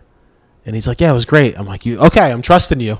Right. Because I didn't feel like I was in the zone like I was on some other shots. So there's like a lot of shots I felt I nailed. Yeah. Some you don't, but you're like, this is the director. Director knows what he's looking for. Yep. You know what I mean? And I played it. It was funny because I'm playing a creepy radio host, and there's this one scene where it's like my creepiest, like where I'm even like doing these like creepy laughs, with it. But like when he yells cut, I'm like, oh, I got to get out of this character. Like, I don't even like who I am. Right. Like, because it's so foreign to who I am. I'm acting like this creep. Right. So it was just the toughest part of acting on a movie is you're sitting around for an hour and a half to do your line 3 times. Right. You do a 10-minute cut. All right, get back upstairs, chill out, eat food. Yeah. While we set up the next angle. Right. But like I come from that, so it didn't bother me. But it is tough as an actor because shooting out a sequence, sitting around for hours, like, I gotta have this sort of energy for this scene. Right. I gotta pop into that. Right. You know what I mean? Mm-hmm. It's work. It's funny you said shooting out a sequence because I did that thing on Sunday, and it's like they could not get their head around shooting out a sequence. Oh, really? They wanted to do it as it was as it happened. And then one, I forget who it was like, Well, just shoot this because we're all mic'd up. It's so impractical to do that. Yeah, and then we'll Because it's like yeah, if like the camera's getting angles on this side of the table, why would you flop it all the way over there if you still need to get some shots on this side? Right. You know what I mean? Yep. It's Yeah. yeah. Well, that's probably they don't do a lot of filmmaking. Right. Like so, like the microphone. Like, why you gotta take the mic off me to put it on her because her scene's up next? I was Yeah. trying to get all mine. Then they figured it out, and I think they got all of the girls. Like the one girl, just let her do all her scenes. Yeah. And they're gonna edit it correctly. But at first, like they were like, "All right, he just interviewed. Now what would he do?" And I'm like, "Just what would you do? Just shoot the next thing that's here. Yeah. Forget if that's what the next scene is. You know." Yeah. Yeah. It was the kid. You know, when we were done shooting, it was a wrap. It was Sunday night, and he's like, "Oh, thank you so much for doing this for me." And I was Right. like, "I go, you know what, man? I was you." Yeah. And that's why I wanted to help Right. you, you know, and he wound up giving me at the end. This is my microphone that I used for the. Oh, nice. That was my radio mic. He gave me this, and he handed me some dough. Really? He's like, Was that a real mic? "It's a real microphone." Nice. This was my mic from the movie. Oh, cool, man. That's awesome. Pretty cool. Yeah. Yeah. His name's Evan Johnson. His film is called Dead Air, and he'll probably be showing this fall at Montclair University. Okay. And he'll probably put it in some film festivals. And like I said, I don't know how the acting's going to be, you know, but I know it's going to look amazing. Right. It's going to look phenomenal. Like, I'm so curious. Did you feel how many lines did you have? I mean, how much script did you have? Oh, I mean, the script is me and Olivia. Were you any improving or no? No improving. Maybe like we would change some lines because they weren't coming out right. Right. You know? Yeah, Like yeah. we would change some dialogue, but not really improving. Okay. But the script is mainly me and Olivia. Right. So, I'm in the very first shot Right. up to the last shot. Okay. You know what I mean? Yeah, Because yeah, it's yeah. all just in this one setting. I think the only other setting is Olivia coming to the studio with the coffees. Okay. But everything happens right there. Right. And us dealing with callers. Okay. So it'll be a great film for me to showcase my acting because I'm in awesome. everything. Yeah, that's good, man. You know, have something for my reel. Right. But I want to do more of it because it was good to. I was talking to someone. I'm like, you know, a year ago I started the acting classes just as like an intro acting, just to see if I like it. Right. And then it was a real audition. I got really cast, and Right, and it was like it just felt good to be able to use the skills I learned. You know. I just freeze. I mean, You froze the whole up? time. You were frozen the whole It'll time. pop, it'll move again, and Yeah. then I freeze for like the whole time. I don't know if what's happening. My audio is working, right? Just, Yeah, your audio's coming through. I don't know why you're frozen. Let me see if I do this. Yeah, I don't know. No, I'm not frozen. I'm just standing very still. Oh, you're back now. but it'll do it. Kinda. Now I'm froze again. See, I'm moving. Yeah, I don't It's get just it. like that. It does that. It just takes freeze frames of me, moves me a little bit, and then stops again. Let me Right, it'll break. It'll break with me and my hand up, and then Yeah, let me see. Maybe there's some sort of setting. Oh, I don't know why this changed. when you put in There you go. You're better now. yeah. I said now I'm like all moving. Yep. Okay. When Let you me- put in Troy's on. picture, I watched you futz around with that. Yeah. You know what it was? Something happened where you became 24p instead of 30 somehow, Okay. and that's probably why we're broadcasting in 30, and Oh, okay. your frame was set up at 24p. Okay. But now you're back to smooth. Nice. But I told my teacher this week that I acted in the film. I didn't tell him I was cast until I actually did Okay. it, and Yeah. we talked about it, and because like same thing, like I had to do. I don't know if I told you I was doing a scene in class. I have to do a character I can't be, so I'm playing this black jazz Guy. trumpeter who Right. tells a story about seeing his mother get raped by Yeah, a yeah. group of white men. And when I first did the scene, I nailed it because Right, yes. I was getting nervous because a lot of the actors were getting a lot of direction, Yeah, and you were like, and then I went all the way through, and he's like, "That was great," and I was like, "Holy shit!" right. And I was obsessing about it. So I come back this week and I do it because I was telling him, I was like, the toughest part of acting is recreating Yeah. it over and over again with the same Right. thing. That's the He said that's the art of it. Yep. That really is the art of it. He goes picture in the theater doing it 2 shows a day, 7 days a week. Right. You know. Well, you know what? It's like your act. It's like your act on stage. How many times you tell your jokes? Yeah, you got to act like it's the first time you're saying it. Yeah, some nights you don't have it, some nights you do, but you got to have it. Comedy, you can get away with it a little more. Well, you can, but you still have to say these things like it's the first time you're saying it. Yeah. Right? Yeah. And like when I was doing this scene with those people, like at first I would do like the first improv. And they were like, oh my God, it was amazing. Do it this way and do it now this. And I would do it when I would do it like force it now. Like now, oh, you want me to do that? It was more clunky because now I'm trying to do it a certain way instead of just being in the moment. You know what I mean? Yeah. Which is the trick of act because you're going to have lines. You have to do the lines. Yeah. I had to go back because he goes, well, just take, when I did the scene really good the first week, right? He's like, well, you just got to keep bringing it back to week. We're going to be working on it. Just recreate, do it good again. Okay. So my first time last night, and I'm halfway in, and I'm like, I know I'm not doing it good. Right. Like, I'm rushing through this because it's a scene that I should be. The character's telling this person is something for the first time. Yeah. You know what I mean? Or he said this story very few times. Right. Definitely first time to him. Probably very few, if any, to anybody. Right. Because he goes, man, he's like, you seem kind of rushed on that. Like, you already knew this. Like, you've already.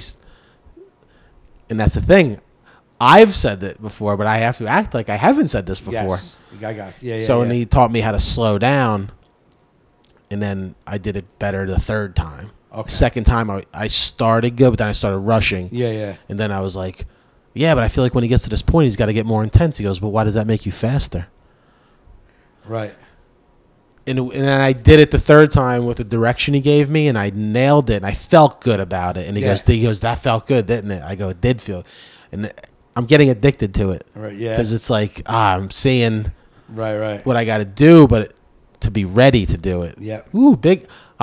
So much props to a lead in a play. Right. Someone that has to be that guy for an hour and a half. For 6 months. And play that character true to the script. Right. See, like why I said you can get away with it in comedy, it's more like I could fucking do whatever the fuck I want up there. Oh, yeah. I can buzz out of it. I could do this. I can acknowledge it. I could. No, but I'm saying, my point is that you always got to make it look organic. Always got to make it look organic. Yes, exactly. Same thing with kind of acting. You got to be like it's organic. Yeah. It can't be like rehearsed. Right. Because you've said these words and now you're just like, anyway, where's my water bottle? It's like, that's how you would ask for a water bottle? Yeah. You know what I mean? Like, that's how you would ask for that? Like, because you've asked for it 37 times, you no longer have the want to get a water bottle. Like, where's my water bottle? It's like, yeah. I tell you, though, man, working on that film, some of these kids, these directors of photography. Yeah. I'd hire them to work on my film because they're hungry, man. Really? Oh, yeah, because a lot of guys I work with sometimes are jaded and been around too. I'm like, these kids want it. Right. And and I'm like, if I'm going to be paying anybody, I'm calling these kids. Yeah. Because they're dedicated. That's cool. Like, that's all I'm thinking. I'm sitting there watching this girl, May, and this kid, Chris, just set up the camera and the shots and the lighting. I'm like, I wish I had a project I can hire them for right now. I would totally hire them on the spot. Be like, you guys working next week? I want you to be on my crew. Right. Because I like this. And Evan, the director, was just so free just to direct. He just totally trusted them. Right. He's like, it's your job. You're making awesome. it look that way, and I'm dealing with the actors. You know? They're editing it right now, I guess. I guess he shot it. The semester's ending. I don't know when he's going to start editing it. Maybe over the summer, and then... Is it 4-class project? It's his final thesis as a senior. Okay. So it's like his main... Got it. Okay. His main thing. That's awesome. awesome. I was telling my teacher that I got it through the thing they hooked me up with, and he goes, oh, yeah, those are great to act in. He goes, there was one guy in the school who acted in 3 of them this year. Oh, really? 3 student films. Okay. Because I guess he fit the role for... Yeah, you need to do that, too, where you get into practice. Well, that's what I asked him. I said to my teacher, I go, I have a question for you because he knows I'm a stand-up. I go, as a stand-up, I can go out and work on my craft during the week at bars and these open mics, or I work almost every weekend. Yeah, right. I go, pretty much every weekend I'm working, so I'm always staying sharp. I go, what do you guys do to stay sharp? He goes, we do monologues. Right. He goes, you work on monologues at home. You work on the monologues that you're going to audition with. Okay. That way you're not going into that audition like, Yeah, right. you know, and he's like, it's a lot of work. And he just, I was like, oh, that's interesting. You know, you just keep working on monologues. He goes, because if you just keep working on them, when you get one, you're in the mode. And I can understand that as a comic. Right, right. You know what I mean? Yes. Kind of like, you know, we could go up with a new joke and almost make it work right out the gate. Right out the gate. Because we're in the zone. Yeah, yeah. And probably the same thing with acting. It's like when you're constantly in that mode, If you somebody get gives handed you, a little monologue. here's You're the like, this is sides, what I these do. Sides. Oh, yeah, I could do these sides. But like, if you're not guys doing like me and you who aren't doing it all the time, it seems 100%. like a tall order. Yeah, yeah. Because like he said, he goes, could you imagine recreating this character all these nights for, I go, no. Right, right. I go, you know what I mean? Like, I can't. Like, you know. Right. It's, but that's why, like, I want to. When I got that thing for Kevin Can Wait.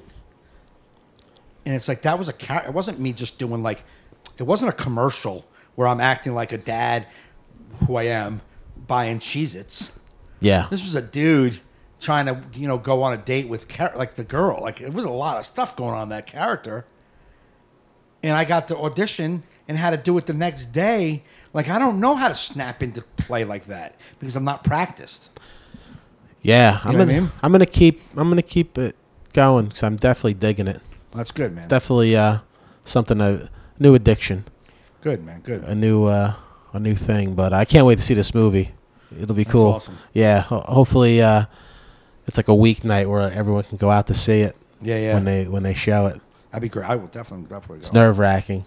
I remember that from even just my films, being at a film festival.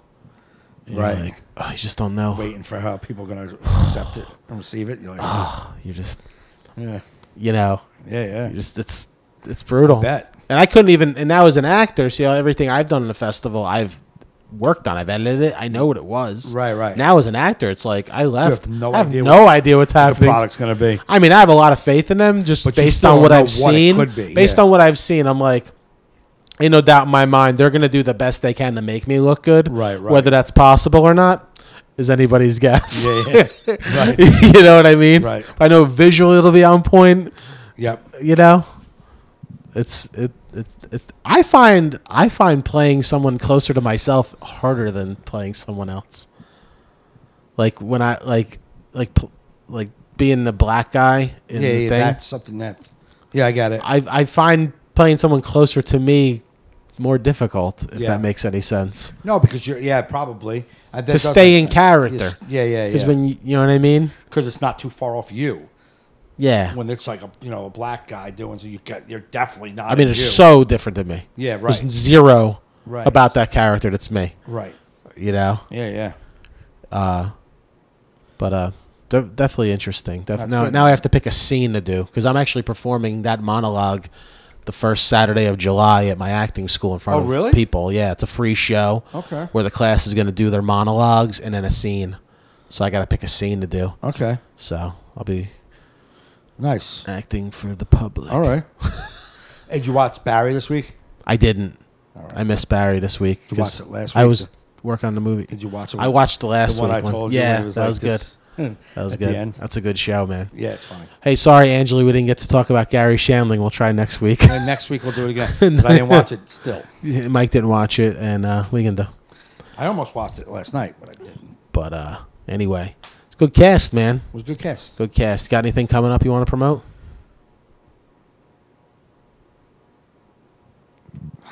Friday, I'll be at the what is it? The Westwood Elks, is it? The Westwood Elks is that what it is? The Elks, right? For the girls. Yeah. Westwood It's like a Elks. fundraiser for like women in recovery, Yeah, like it's a women's actually rehab. a women's halfway house. The Spring House in Paramus.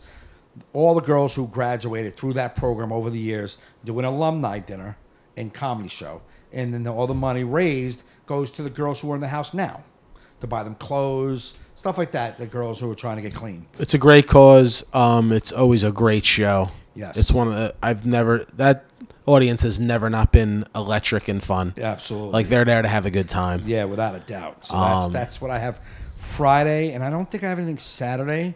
And then, man, I know. I have that. If I come by, I may do a little bit of time on that show, but then I'm on vacation, and then when are you guys going away? Leaving on Mother's Day, and we're going away for 6 days. When though, is that Mother's Day? When is that? 13th, May 13th or 12th or something like that. Well, what's the date? We're doing a fundraiser the night before I go. Me and you are going out to PA. 11th, I think. Okay, so I'm leaving on the 12th. Okay. I'll be at the White Wolf Lodge on the 10th. It's up in upstate New York. White Wolf Lodge. It's a comedy shop. Go to jjcomedy.com. I'll be opening for Bobby Collins. Okay, that's It's fun. Comedy Shop's new venue. I hear it's phenomenal. Yeah. So if you live up in that area. The end of the month, I'll be headlining Uncle Vinny's Comedy Club the last Wednesday and Thursday. And then Memorial Day weekend, I'll be featuring at the Comedy Cove with Harris Stanton. Nice. So I like Harris. He's a very funny comic. So if you got nothing to do Memorial Day weekend, come see me at the Comedy Cove. You'll like Harris. So I'm at. So we're in May, right? So We're in May. So this week I just have the Spring House, and then the 10th I'll be at May 10th. I'll be on. I'm going to go to Gotham. So you said you're. Oh, May 10th. I'm going to try and make it to Gotham. Okay, May 10th, 10 o'clock. What did you say? Where you were? When? Did you say you were somewhere May 10th? Oh, then it's the 11th. I'm in. So 12th is your gig. 12th is the gig. Yeah. Okay, so May 11th, I'll be at the White Wolf Lodge. Okay, that's Friday. May 11th. Next Go to Friday. jjcomedy.com. That's next Friday. I'm opening for Bobby Collins. I mean, it's fucking Bobby Collins. He's like a, Yeah. He's Bobby Bobby Collins. Collins. You'll love him. Yeah, if you live up in that area, it'll be a good show. So yeah, go to joefernandez.net. These dates should be up there, but I've been lax on updating my website. Yeah, I've been really lax on updating my dates. Yeah, So I know. just I put in whatever. a couple extra ones, but anyway, that's this week. That's So hey, people, thanks for watching us live. We like for you to give us hearts, ha-has, and thanks for everybody emojis. who got in the conversation. That was good.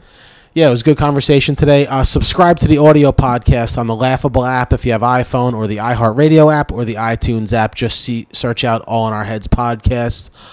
We appreciate all your support. Tell your friends about us. You've been listening to All in Our Heads.